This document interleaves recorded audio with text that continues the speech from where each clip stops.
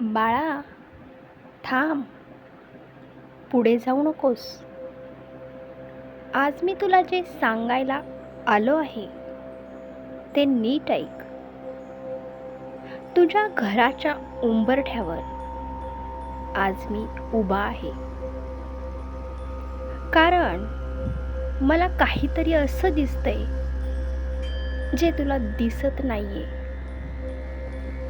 तुझ्या सुखी संसारावर, तुझ्या प्रगतीवर आणि तुझ्या हसत्या खेळत्या घरावर कुणाची तरी वाईट नजर पडली आहे.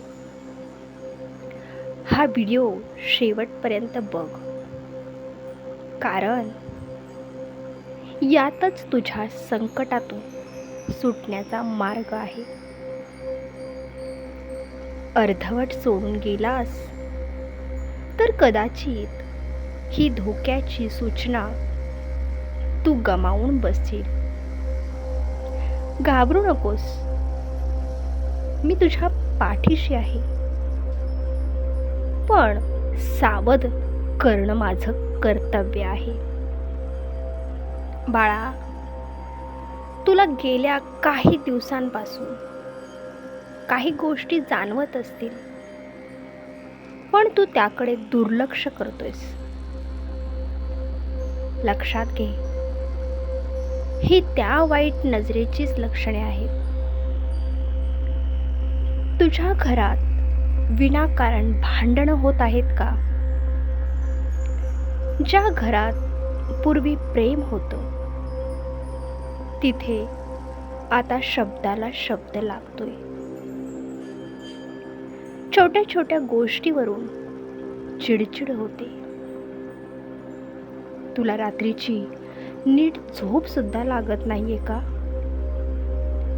किंवा झोपेत दचकून जाग येते का? तुझ्या कष्टाचं फळ तुला मिळत नाहीये. पैसा येतोय, पण कुठे जातोय तेच कळत नाहीये. घरातली माणसं सतत आजारी पडत आहेत. हे सगळं विनाकारण होत नाहीये बाळा. कुणाचे तरी डोळे तुझ्या सुखावर जळत आहेत.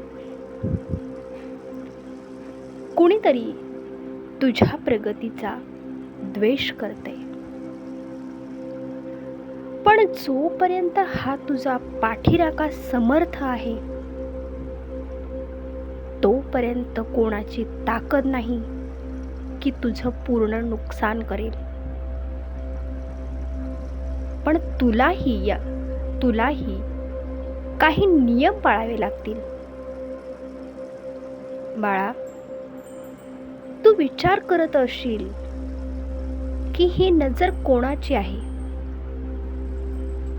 कधी कधी ही नजर बाहेरच्यांची असते, तर कधी कधी आपल्याच म्हणवणाऱ्या लोकांची. माणसांचा स्वभाव ओळखायला शिक. समोर गोड बोलणारे सगळेच आपले नसतात. काही लोक तुझ्या प्रगतीवर वरवर कौतुक करतात, पण मनात मात्र यालाच हे सगळं कसं मिळालं असा विचार करत असतात. त्यांची ती नकारात्मक ऊर्जा तुझ्या घराच्या भिंतींना स्पर्श करते. ही दृष्ट आहे बाळा, आणि ही दृष्ट दगडालाही तडा देऊ शकते. मग तुझा संसार तर कोमल आहे. आता नीट ऐक बाळा, तुला काय करायचं आहे. घाबरून जाण्याचं काही कारण नाही. तुझ्या घरात रोज श्री स्वामी समर्थ मंत्राचा जप झालाच पाहिजे. नामस्मरणात एवढी शक्ती आहे की कोणतीही नकारात्मक ऊर्जा तिथे टिकूच शकत नाही. दुसरी गोष्ट, उंबरठ्याची पूजा. तुझा उंबरठा मजबूत ठेव. रोज संध्याकाळी उंबरठ्यावर दिवा लाव. सांजवात झाली की घरातील नकारात्मकता बाहेर जाते. तिसरी गोष्ट म्हणजे मीठ आणि पाणी. आठवड्यातून एकदा तरी अख्खा मिठाच्या पाण्याने घराचा उंबरा पुसून घे. मिठात नकारात्मकता शोषून घेण्याची शक्ती असते. चौथी गोष्ट म्हणजे भय सोडून दे. सर्वात महत्त्वाचं म्हणजे मनातील भीती काढून टाक. जेव्हा तू घाबरतोस तेव्हा ती वाईट शक्ती अजून प्रबळ होते. तू फक्त माझं स्मरण कर. भिवू नकोस. मी तुझ्या पाठीशी आहे. हे वचन काय उगीच दिलंय का मी तुला? बाळा, तू खूप कष्ट केले आहेस. इथपर्यंत पोहोचण्यासाठी तू रात्रंदिवस एक केला आहेस. तुझा हा प्रवास मला माहिती आहे. लोक काय बोलतात याकडे लक्ष देऊ नकोस. कुणी कितीही करणी बाधा किंवा वाईट नजर टाकण्याचा प्रयत्न केला तरी जोपर्यंत तुझ्या देवघरात माझा दिवा जळतोय